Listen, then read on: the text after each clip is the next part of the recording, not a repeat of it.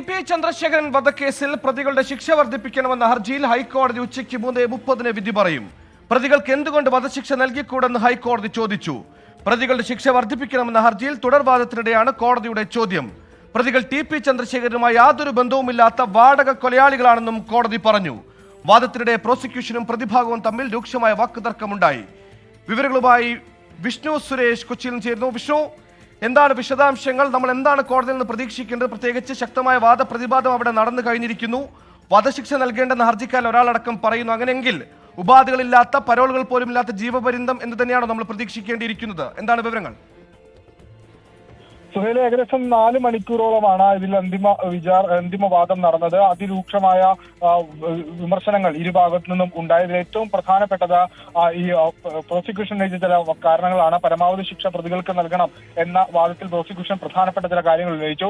K C. Ramachandran ഉൾപ്പെടെയുള്ള ഈ പ്രതികൾ ദീർഘകാലമായി ജയിലിൽ കഴിയുകയാണ്. പക്ഷേ ഇവർക്ക് ഒരു തരത്തിലും കുറ്റബോധത്തിന്റെ ഒരു ലാഞ്ചന പോലും ഉണ്ടായിട്ടില്ല എന്ന കോടതിയിൽ പ്രോസിക്യൂഷൻ വ്യക്തമാക്കി. അതോടൊപ്പം തന്നെ ഈ പ്രതികൾക്ക് പരമാവധി ശിക്ഷ ഇവർ നവീകരിക്കപ്പെടാൻ ഒരു സാധ്യതയും കാണുന്നില്ല എന്ന് പ്രോസിക്യൂഷൻ പറഞ്ഞു. എന്നാൽ പ്രതിഭാഗമാകട്ടെ നടന്നത് രാഷ്ട്രീയ പ്രസംഗം മാത്രമാണ്. പ്രതികൾക്ക് പലർക്കും ആരോഗ്യ പ്രശ്നങ്ങളുണ്ട്. അത്തരം കാര്യങ്ങളാണ് പ്രതിഭാഗം ചൂണ്ടിക്കാട്ടിയത്. ഇതിനിടയിൽ കോടതി നടത്തിയ ചില പ്രധാനപ്പെട്ട നിരീക്ഷണങ്ങളുണ്ട്. അതിൽ ഏറ്റവും പ്രധാനപ്പെട്ടത് എന്തുകൊണ്ട് ഈ പ്രതികൾക്ക് വധശിക്ഷ നൽകിക്കൂടാ എന്നൊരു ചോദ്യമാണ്. പ്രതികൾ 1 മുതൽ 7 വരെയുള്ള പ്രതികൾക്ക് ഗൂഢാലോചന കുറ്റം ഉൾപ്പെടെ അവർക്കെതിരെ ചുമത്തിയിട്ടുണ്ട്. ആ ഒരു പശ്ചാത്തലം വ്യക്തമായി തെളിയുകയും ചെയ്തു. ആ ഒരു പശ്ചാത്തലത്തിൽ അവർക്ക് എന്തുകൊണ്ട് പരമാവധി ശിക്ഷ നൽകിക്കൂടാ എന്നൊരു ചോദ്യം കോടതി ഉന്നയിച്ചു. ഒപ്പം ഈ പ്രതികളായ ആളുകൾക്ക് പരോൾ ലഭിക്കുന്ന ഒരു സാഹചര്യം ഉണ്ടായി. അവർ വീണ്ടും പുറത്തിറങ്ങി കുറ്റകൃത്യങ്ങളിൽ ഏർപ്പെടുന്നത് നിരന്തരമായി. പിന്നീട് എങ്ങനെയാണ് സർക്കാർ ഇവർക്ക് വീണ്ടും പരോളുകൾ അനുവദിച്ചത് എന്നൊരു ഗുരുതരമായ ചോദ്യം കോടതി ചോദിച്ചു. ഒപ്പം കേരളത്തിലെ രാഷ്ട്രീയ കൊലപാതകവുമായി ബന്ധപ്പെട്ട്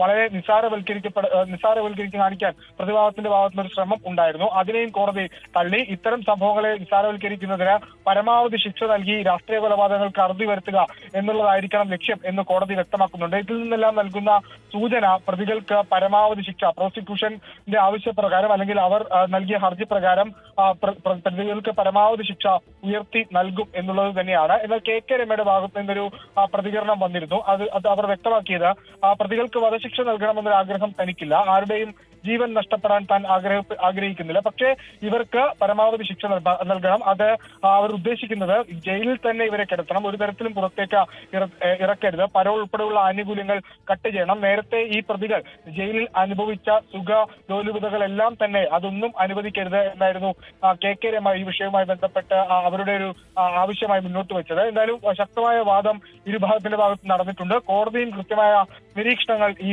വിഷയത്തിൽ നടത്തി. ജസ്റ്റിസുമാരായ കൗസർ അടപ്പകത്തും അതോടൊപ്പം ജയശങ്കർ നമ്പ്യാരും അധ്യക്ഷന്മാരായ ബെഞ്ചാണ് ഈ കേസിൽ 3:30 വിധി പറയുക. നേരത്തെ 2014 ടി.പി. കേസിലെ 12 പ്രതികൾക്ക് ജീവപര്യന്തം ശിക്ഷ വിധിച്ചത്. അത് ഉയർത്തി നൽകണമെന്ന് ആവശ്യപ്പെട്ടാണ് കെ രമയും അതോടൊപ്പം തന്നെ പ്രോസിക്യൂഷനും ഹൈക്കോടതിയെ സമീപിച്ചത്. സുഹേൽ, വിഷ്ണു, വിചാരണ കോടതി വെറുതെ വിട്ട് പിന്നീട് ഹൈക്കോടതി പ്രതി ചേർത്ത കെ കൃഷ്ണന്റെയും ജ്യോതി ബാബുവിന്റെയും ശിക്ഷയുടെ കാര്യത്തിൽ നിന്ന് തീരുമാനമുണ്ടോ? അത്തരത്തിൽ എന്തെങ്കിലും വിവരങ്ങളുണ്ടോ? സുഹേല, അതിലും ഉറപ്പായും ഇന്ന് തീരുമാനം ഉണ്ടാകും. അവരെ കഴിഞ്ഞ ദിവസമാണ് ഈ ശിക്ഷ നടപടിയിലേക്ക് ഉൾപ്പെടുത്തിയത്.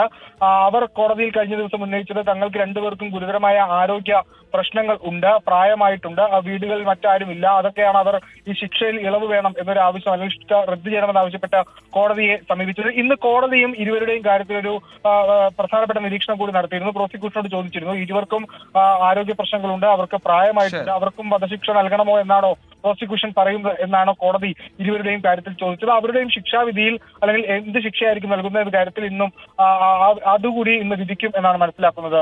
സുഹേൽ, ശരി, രാഷ്ട്രീയ കൊലപാതകങ്ങൾ സാധാരണമല്ല, അതിലെന്ത് അസാധാരണത്വമാണ് ഉള്ളതെന്നടക്കമുള്ള പ്രോസിക്യൂഷൻ വാദങ്ങളെ വലിയ രീതിയിൽ തന്നെ പ്രതിഭാഗം വാദത്തെ പ്രോസിക്യൂഷൻ വലിയ രീതിയിൽ തന്നെ എതിർത്തിരിക്കുന്നു. അങ്ങനെ അവരുടെ പ്രതികളുടെ ശിക്ഷാവിധി ഉച്ചയ്ക്ക് 3:30 ഉണ്ടാകുമെന്നാണ് മനസ്സിലാക്കുന്നത്.